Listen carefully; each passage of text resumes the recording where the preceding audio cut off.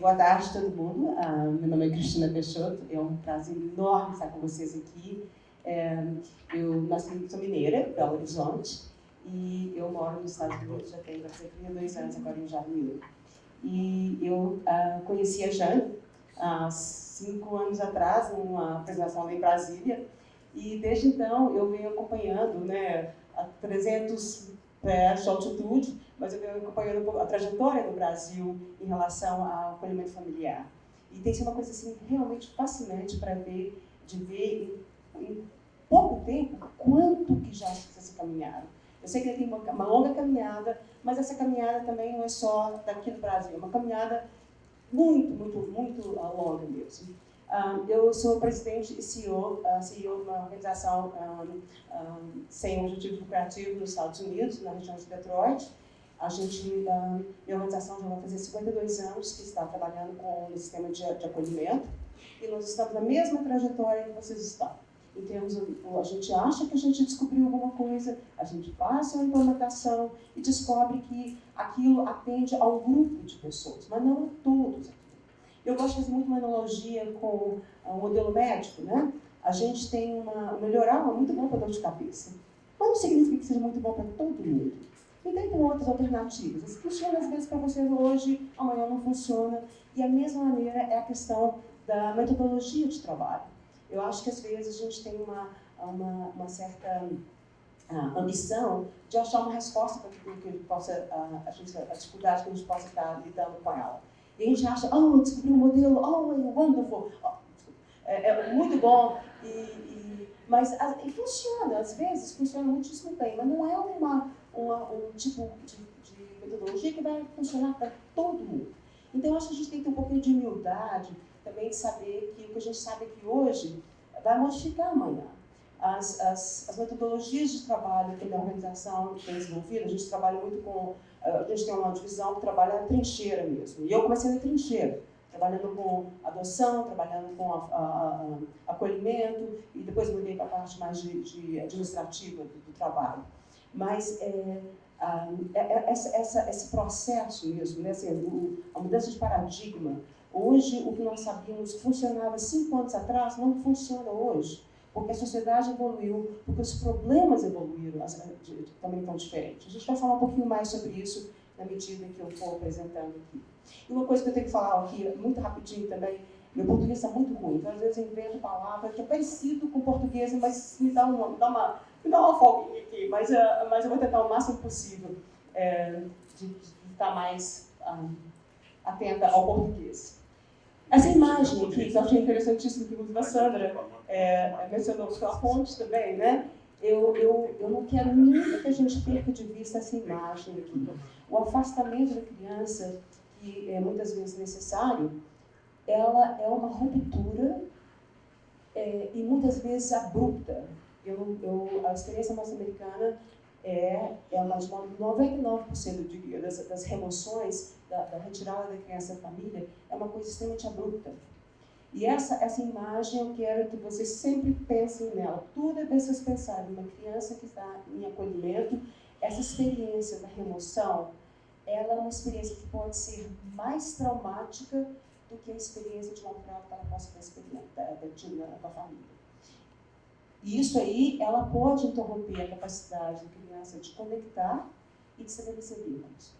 Então, assim, eu quero muito que vocês pensem nisso aí. E o nosso trabalho, né, a oportunidade, aquela janela de oportunidade que a Sandra acabou de mencionar, é de fazer com essa reintegração de maneira que essa ponte que foi desconectada, aquela remoção que vocês viram, que a gente possa tentar reconectar aquela parte da ponte. Mas eu quero chamar a atenção também que por melhor de engenharia que a gente possa fazer para reconectar e colocar aquela peça de volta na ponte, vão ter o desnível que vai acontecer. Pensa bem quando você está numa estrada, eles fazem uma reforma na estrada e põem uma pavimentação nova. Não que você entra aquele trancozinho, né? Aquele trancozinho é um pouquinho mais frágil do que o resto da estrada toda. E nossas crianças, elas têm oportunidade, eu acho que o nosso trabalho permite que a gente reconstrua essa ponte.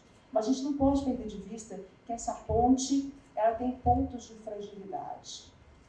E isso aí eu acho que é fundamental no trabalho que a gente faz. Lembrar sempre que essas crianças têm pontos de fragilidade que vão ser o gatilho, né? Que determinadas circunstâncias podem fazer com que aquele desnível, que aquela passagem sobre aquela emenda seja mais difícil, você possa perder o controle do carro, né? Às vezes, às vezes a gente vê, eu vejo que no Brasil deve ter a mesma coisa como nos Estados Unidos, tem a ponte e às vezes entre a junção da ponte e do barranco que chega na ponte, eles como é que chama? O degrau. Tem um degrau. E aquele degrau, se você entrar de mau jeito naquele degrau, você pode perder o controle do carro e ir embora para o abismo. E é essa a ideia da ponte. Então, eu acho que a gente é uma oportunidade que nós temos de reconectar o que foi abruptamente retirado. Que bom, é interação aqui, ó. Vocês me ajudam com a linguagem. Renato, dá para você botar aquele filme para mim?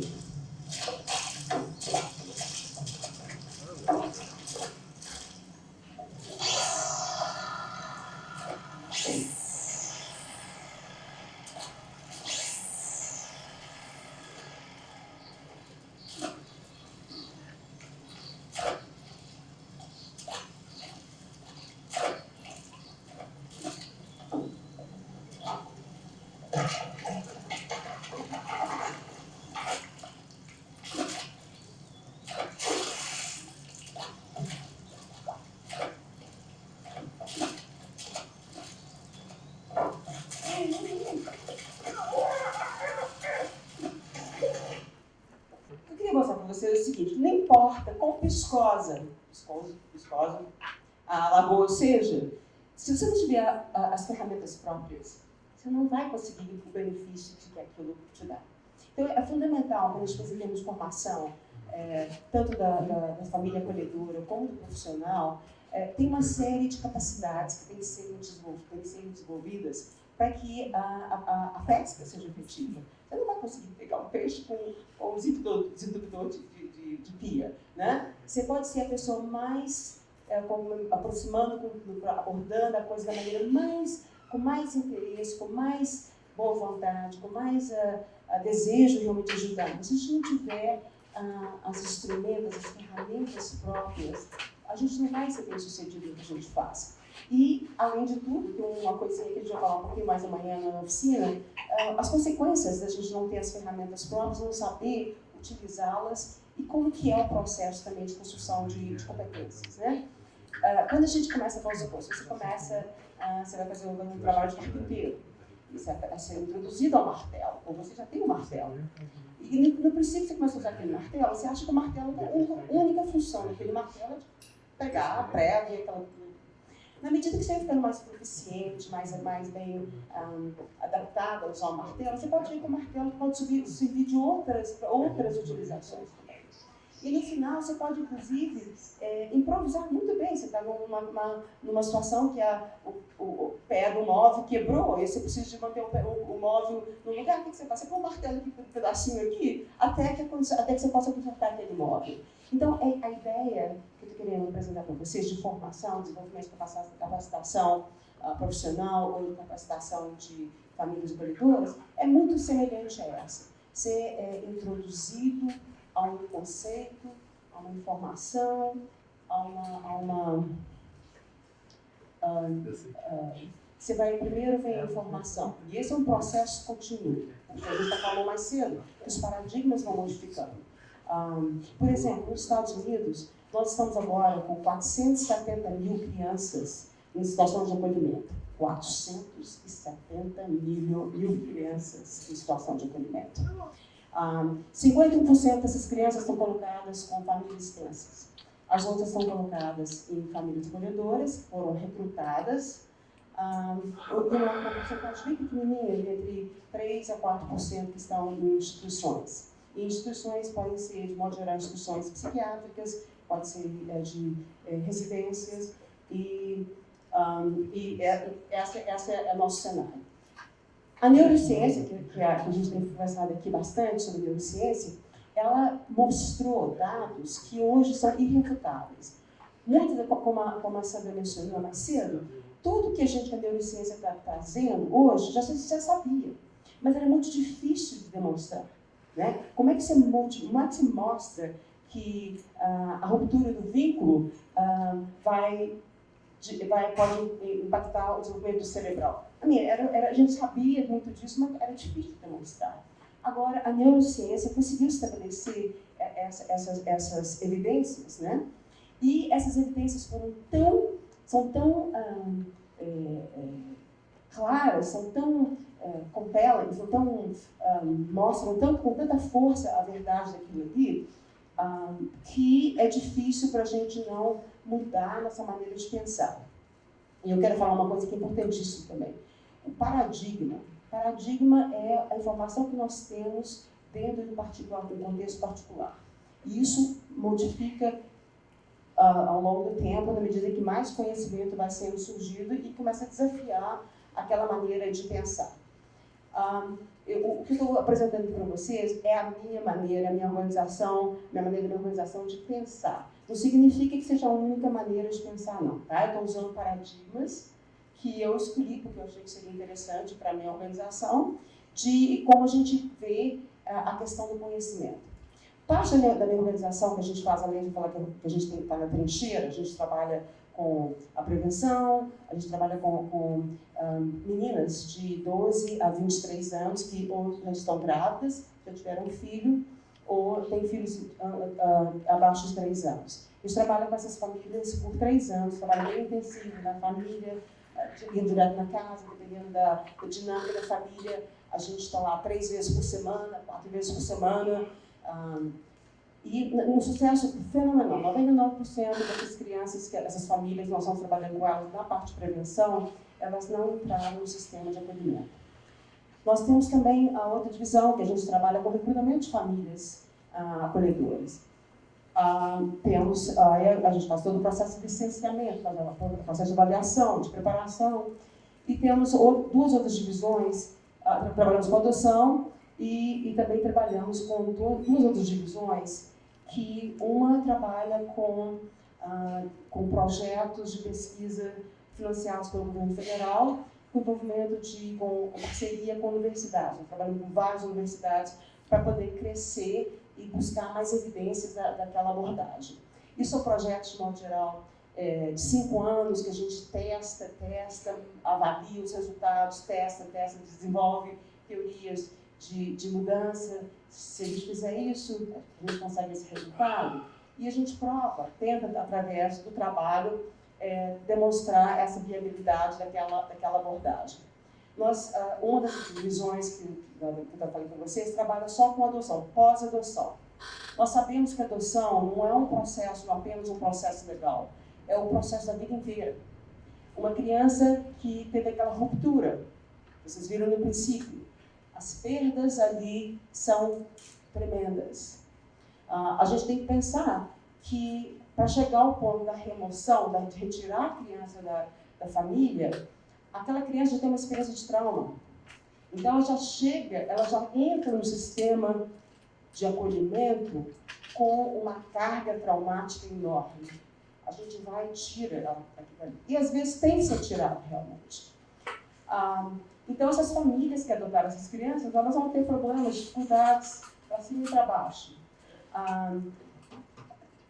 Várias vezes a gente encontrou nos Estados Unidos com situações que a família adotou e depois quer entregar a criança de volta. Até a Marlene e o Jean-Marc têm um livro sobre isso aí, quando a criança não corresponde. Né? É exatamente isso. A expectativa, a família tem que, se eu amar essa criança, eu vou consertar todos os problemas que essa criança possa ter tido. Então, essa divisão da minha organização trabalha exatamente desenvolvendo abordagens que possam apoiar famílias que adotaram ou que assumiram a guarda civil. Acho que aqui no Brasil, aqui se chama de guarda civil. A gente pode falar um pouquinho mais sobre isso também. E eu tenho uma outra divisão que trabalha especificamente para desenvolver mecanismos, currículos de treinamento de famílias acolhedoras e famílias adotivas. E são também a mesma coisa, projetos de pesquisa extremamente, uma avaliação bastante robusta, de uma geração, como eu falei, 3 a 5 anos, e um trabalho para desenvolver jeitos de equipar essas famílias com o conhecimento que elas precisam para poder serem bem-sucedidas. A gente vem fazendo isso, o meu projeto de pesquisa foi em 1971. Nós começamos a trabalhar antes disso, mas a primeira pesquisa que nós fizemos foi em 71. E é tão interessante que eu vejo como é que os paradigmas vão modificando. Os currículos que foram desenvolvidos em 71, ainda tem muita coisa que vale. Mas a sociedade está evoluindo. E uma coisa que é fascinante, que eu acho, é que essas evidências que a gente consegue trazer através da neurociência, através de estudos de qual que é, hoje, como nos Estados Unidos tem, como aqui também, deve ter vários adultos que cresceram no sistema de acolhimento, a gente está vendo qual que foi o resultado, qual da experiência deles. E, infelizmente, não é positivo, não. Nós estamos gastando bilhões de dólares, não estou falando milhões de dólares, bilhões de dólares, e o resultado não está sendo legal. Ano passado, por causa disso, o ano passado, o Congresso americano aprovou uma mudança de como financiar esses serviços para crianças que estão em situação de risco ou com a situação de negligência, maltrato e negligência. Isso significa uma mudança radical de como nós vamos desenvolver o trabalho daqui para frente. Só para você ter uma ideia de como é uma coisa complicada, o Congresso passou esse decreto, liberou a verba e o presidente aprovou e virou um decreto. Verbas que antes só poderiam ser utilizadas depois que a criança foi retirada da família, agora podem ser colocadas para prevenção.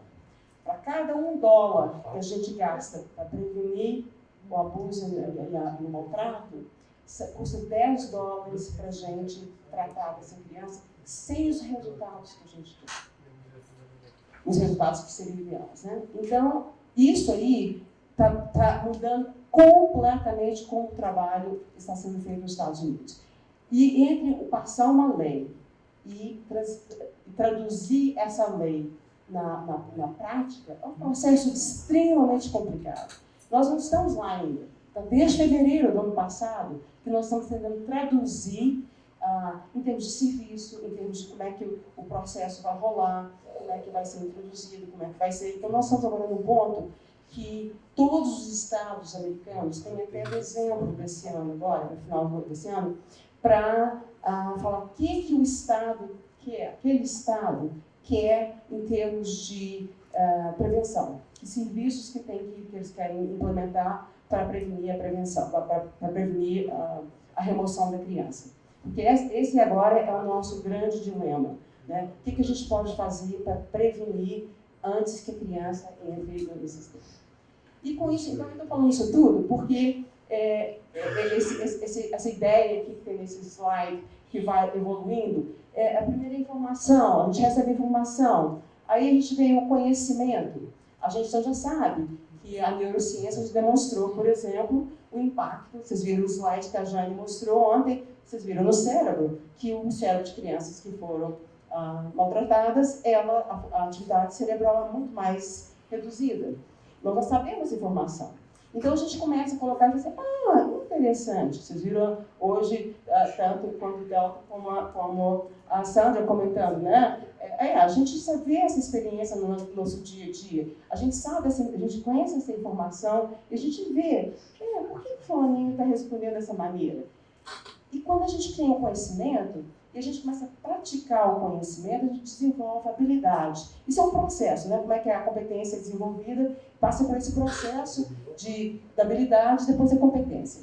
E isso é o trabalho que a gente faz o tempo todo lá no Spalding, de entender como que a gente pode passar a informação, como que essa informação vai ser processada e virar um conhecimento, A gente sabe também hoje que o processo de aprendizagem é um processo que tem que ter uma dosagem.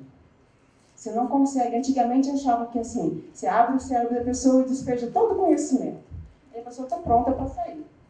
E a gente esperava que as famílias acolhedoras também fossem assim, né? A gente dava o treinamento para elas vinham naquela carga, 20 horas, 30 horas de treinamento, botava aquela informação toda lá e colocava a criança com a família e esperava que a família soubesse responder todos os comportamentos que a criança manifestava.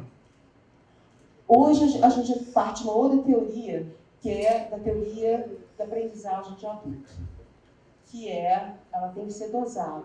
Tem se dá um pouquinho, dá a oportunidade da pessoa praticar aquilo um pouquinho, volta para a sala de aula, conversa sobre aquilo, pratica mais um pouco, e aos pouquinhos ela vai adquirindo habilidade, e aos poucos ela vai praticando aquela habilidade até que ela se torne competente. Quando ela se torna competente, ela se dá conta que já mudou, os paradigmas já mudaram. Então ela tem que estar sempre, esse processo é contínuo, por isso que a gente fala de educação contínua, porque exatamente tem que ser, os paradigmas, as coisas estão mudando muito rapidamente. Então a gente também tem que acompanhar nessa processo.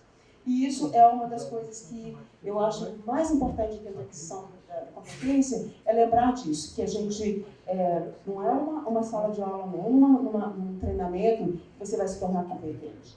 Existe todo um processo de praticar aquele conhecimento, para que ele se transforme na habilidade, praticar, até que você consiga usar aquela informação a se tornar competência, né? E eu acho muito interessante também termos estratégias de construção de capacidade, né? Campanhas públicas. Campanhas públicas trazem 1 milhão de pessoas. Toda vez que tem uma campanha pública de divulgação da necessidade dessas crianças que estão em acolhimento, a gente tem aquele volume de telefonemas, querendo participar, querendo ser parte do processo. Logicamente, não são todas as pessoas que têm capacidade de serem famílias coletivas. Mas isso não significa que elas não possam ter um papel no processo. E isso eu acho que é fundamental, encontrar o papel de cada pessoa na comunidade que possa vir criar um impacto positivo naquela criança, naquela família. Então, as campanhas públicas geram aquela quantidade, aquela reação. Aí vem as famílias trabalhar com a gente começa a seleção dessas famílias. Tem características que a gente já através de outros projetos de pesquisa, tem umas características que são bem típicas de famílias bem-sucedidas. São os ingredientes que o Jesus falou hoje de manhã. São os ingredientes, essas famílias que têm esses ingredientes, elas tendem a ser mais bem-sucedidas.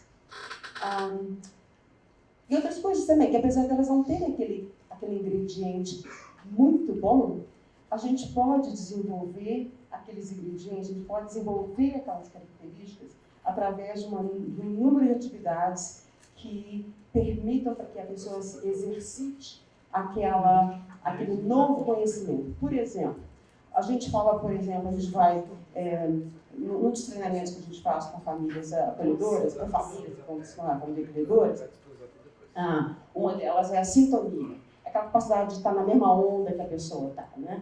Então, vamos supor, a criança, eu vou dar um exemplo, o rapaz, o menino de 16, nos Estados Unidos, 16 anos, você tem carteira, você dirige. Então, o pai fala com ele, olha, você pode usar meu carro, mas eu preciso do carro às 2 horas da tarde. Às 3h30, o fulaninho entra, bem cabreiro, já porque ele sabe que ele não está às 2 horas da tarde, né? E a primeira reação do pai é de dar aquela bronca nele, né? O que é isso? Eu sabia que eu precisava do carro às 2 horas, não sei o que e tal. Aí o menino grita, daqui a pouquinho a mãe entra, está gritando, a irmã está chorando, aquele caos total. Uma das coisas que a gente vai praticar e desenvolver com essas famílias por exemplo, quando o fulano entra na casa, às 3h30 da tarde, o pai vira para ele e fala assim, tá tudo bem com você? Eu estava preocupado.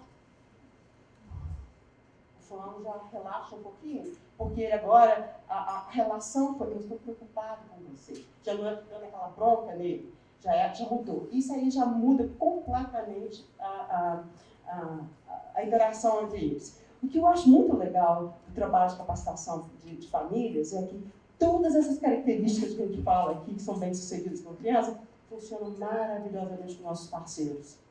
Funcionam maravilhosamente com nossos colegas de trabalho. Então, você pode praticar todos os dias com várias pessoas. Então, no praticar o desenvolvimento daquela característica, você fica muito mais ágil, você fica muito mais a sua habilidade, né? sua destreza aumenta. E na medida que você vai aumentando, você vai praticando até chegar na competência. Né? E é o que a gente faz lá no processo de seleção e de famílias. O onboarding, eu já falei que vocês conhecem o termo onboarding, né? Tá certo? Todo mundo sabe que conhece o que é o termo onboarding. É quando você entra numa situação, como é que é? Abordo. É o abordo. Esse processo é um processo que eu acho crítico das famílias acolhedoras. Como você acolhe a família dentro, uma vez que ele se tornou família acolhedora? É um mundo novo para essa família, uma responsabilidade enorme. E a maneira dela, como que a gente traz essa família a bordo, depois que ela já não só entre, quando ela está começando o processo de ser treinada, de ser selecionada, de ser avaliada, esse onboard é fundamental entre as culturas, alguém mencionou ontem, as crenças, os valores, tudo é nesse onboarding processo. Nós estamos começando um trabalho novo também agora, de formação técnica inicial conjunta. Nós estamos pegando famílias acolhedoras e funcionários novos e treinando eles ao mesmo tempo. Logicamente que o nível de informação vai ter que ser um pouquinho mais profundo com os técnicos, porque eles têm papéis diferentes. Mas é aquele conhecimento básico de o que é trauma, o que é importante no trauma. Então, quando a gente coloca o profissional e a família acolhedora juntos, aprendendo juntos conhecimentos básicos, usando aqueles ingredientes básicos do princípio, será que isso vai dar certo? Não sei, não sabemos ainda. Mas a maior parte das famílias acolhedoras que saem do sistema, eles saem porque eles sentem que eles não estão sendo efetivos. A mesma coisa com os funcionários. Então, tem uma rotatividade enorme de funcionários. Então, nós vamos ver, quem sabe a gente treiná-los juntos, em determinados, no capacitação inicial, se isso vai trazer um resultado diferente. Não sei, vamos ver ainda, né? Tem as formações continuadas para assumir funções mais complexas. Lógico que a gente tem que continuar desenvolvendo nossos técnicos, lógico que nós temos que continuar desenvolvendo nossas famílias, porque todo dia a gente está aprendendo coisas novas. Quantas coisas que eu já aprendi nesses 2 dias que estamos aqui, eu estou doida para chegar em Detroit e conversar com meus funcionários sobre isso. Esse é um processo contínuo. Lembra que a gente tem a informação, põe dentro do conhecimento da gente, pratica, torna a competência e volta outra vez. E é essa por aí, né? Uma coisa também que a gente acha fundamental, a parceria com universidades. Nós já tem várias universidades nos Estados Unidos, que dentro do curso de assistente social, eles já têm um trabalho específico com criança de acolhimento. Então, eles já saem com uma base teórica bastante sólida para entrar no serviço. Outra coisa também, nós temos também, qualquer dia do ano, você falou na minha agência, nós temos pelo menos 10 estagiários lá. Pelo menos 10 estagiários. Esses estagiários é uma oportunidade ótima para eles aprenderem o trabalho, mas também é uma oportunidade maravilhosa para nós de ver se aquele indivíduo apresenta as características típicas de profissionais bem-sucedidos. Então, a gente trabalha com a gente de modo geral de 6 meses a 1 ano no estágio. Então, eu diria que seguramente 60% dos meus funcionários eram estagiários meus, que se tornaram funcionários. Porque eles já têm a capacidade de aprender, entende a cultura da organização, entende os valores da organização, entende as dinâmicas das famílias. A coisa mais típica que eu vejo durante a entrevista para a gente ver se a pessoa vai ser contratada ou não, mas por que você está pensando em trabalhar comigo? Porque eu adoro trabalhar com criança. Sabe uma coisa que vai acontecer? Você vai trabalhar para a criança, mas não com a criança, pelo menos nos Estados Unidos. Você trabalha, você vai acionar todos os sistemas que vão responder às necessidades daquela criança. Mas você está trabalhando muito pouco com a criança. Você trabalha para a criança.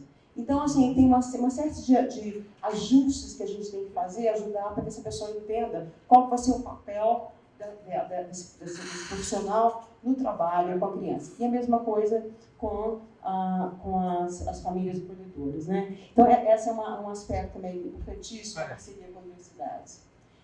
E esse aqui é um negócio que é relativamente novo em serviço social, no de acolhimento, mas eu acho que é fundamental, é muito bem estudado em outras disciplinas, entre enfermagem. É a primeira fadiga da compaixão. Essa exposição, uma reação normal a ver o trauma, a dor do outro, né? Você começa a ver aquela dor todo dia, aquilo ali vai criando uma apatia. Se a gente não tiver um cuidado de desenvolver a capacidade da pessoa, desenvolver as competências do indivíduo, aquilo pode se traduzir numa apatia que a gente começou a notar várias pessoas doentes, profissionais, doentes, suicídio, depressão entre profissionais, entre famílias acolhedoras, a gente via doenças também, e depressão, um grande nível de depressão, e a gente agora sabe que pode estar muito bem ligado à fadiga da compaixão, quando você é exposto frequentemente à dor do outro. E depois a coisa pode evoluir para uma coisa maior, que é o trauma secundário, né? Que aí realmente é uma coisa muito mais difícil, é quando a gente vê mais suicídio, mais aqui nesse lado aqui assim. Mas é uma coisa, um fenômeno que a gente vê muito, com grande frequência, e que de modo geral, o que a gente vê na fadiga da compaixão é quando a família acolhedora fala assim, eu não dou conta mais. Ele sente, eu não dou conta de continuar trabalhando assim, eu não estou me sentindo efetivo mais. Mesma coisa o profissional. Então, acho que o profissional e a família acolhedora, eles têm um caminho paralelo, que tem, lógico, tem algumas diferenças, mas o caminho é muito paralelo, em muitos aspectos. Então, acho que vale a pena a gente considerar outras alternativas de a capacitação desses indivíduos. Então, eu comentei com vocês há pouco, nós começamos há 2 semanas atrás, 2 semanas, então estou longe de dizer se vai funcionar ou não. Nós começamos a prever, será que isso faz uma diferença? De saber, pelo menos assim, de que toda vez que tem um problema, que a criança tem que ser retirada da família acolhedora, seja porque a família acolhedora pediu ou porque tem um outro problema lá qualquer, todo mundo aponta o dedo para o outro. A culpa é dos fulano. A família acolhedora aponta o dedo para os trabalhadores apontam o dedo para a família. E, na verdade, acho que a gente não conhece, não consegue entender muito bem a dinâmica um do outro, o impacto do trabalho no outro. Então, quem sabe se a gente conseguir colocá-los juntos, no princípio, que a gente consegue estabelecer um tipo de relacionamento, entender, tendo a perspectiva do outro, qual é o impacto de cuidar, de ser... Porque eu tenho 31 anos trabalhando nesse campo, mas eu não sou família acolhedora. Eu posso teorizar o tanto que eu quiser a respeito do trabalho, mas eu não vivo tudo. Da mesma maneira, a família acolhedora ela passa a ter um conhecimento empírico do que é trabalhar com essas crianças. Então, se a gente conseguir talvez trazer o conhecimento empírico da família e a experiência, né, mais acadêmica, mais científica do profissional, talvez a gente consiga pegar uns resultados melhores. Não sei. Isso é uma ousadia da minha parte de pensar que talvez seja uma opção. Mas o que eu sinto é que, se eu quiser ter resultados diferentes do que nós estamos tendo, eu tenho que tentar coisas diferentes. Se eu continuar fazendo as coisas da mesma maneira, eu não vou conseguir seguir resultados diferentes. Então, isso aí foi rapidinho, desculpa, eu passei do tempo um pouquinho. O Leandro não falou comigo, mas tudo bem. Muito obrigada.